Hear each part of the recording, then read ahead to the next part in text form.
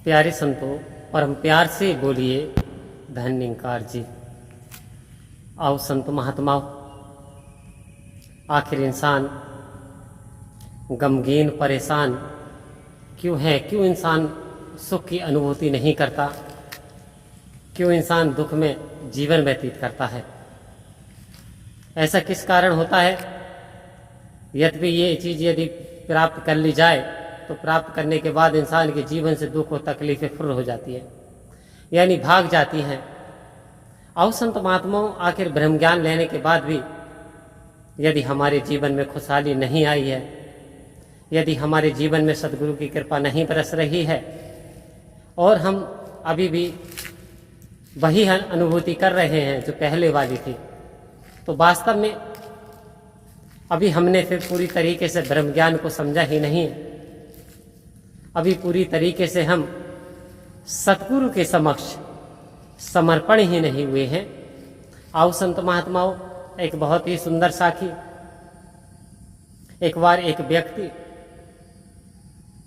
कुछ बोझा सर पे रखे हुए और जा रहा था।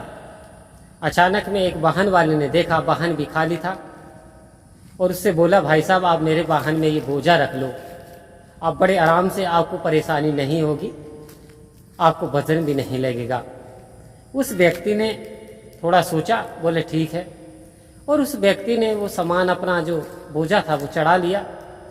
लेकिन होता क्या है, कुछ देर बाद वही बोझा उसने फिर अपने सर के ऊपर रख लिया। और सर के ऊपर रखने के उपरांत अब वो सवारी वाला वाहन वाला ड्राइवर वो चलता रहा, लेकिन जब उसकी नज़र गई तो उसने देखा कि बोझा तो उसके सर पे ही रखा हुआ था। उसने बोला, भाई ये बात बताओ, आप वाहन में बैठे हो, लेकिन वाहन में बैठने का फायदा क्या? बोझा तो आपके सर पे ही है। वो कहते हैं जी गाड़ी को वजन लगेगा, इसलिए मैंने बोझा अपने सर पे रख लिया।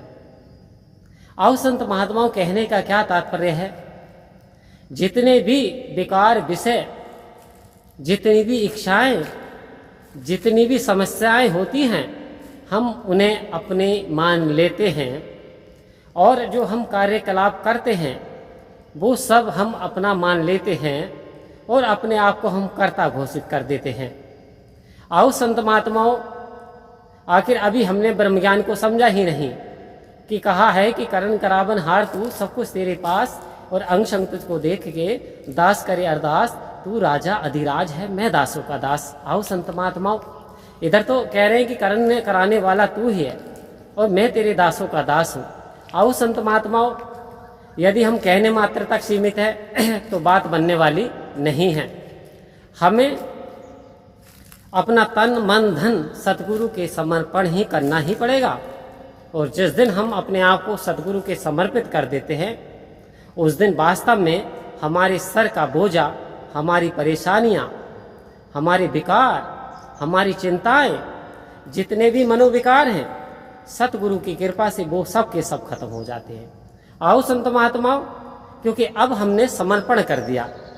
जिस दिन इंसान समर्पण कर देता है संत महात्माओं, और ये कह देता है कि हे प्रभु अब सब कुछ आपके हाथ में है, आप मान दो अपमान दो, हार दो जीत दो, अब सब भार तुम्हारे हाथों में है, सौंप दिया ये जीवन, सब भार तुम्हारे हाथों में है, हार तुम्हारे हाथों में है, जीत तुम्हारे हाथों में।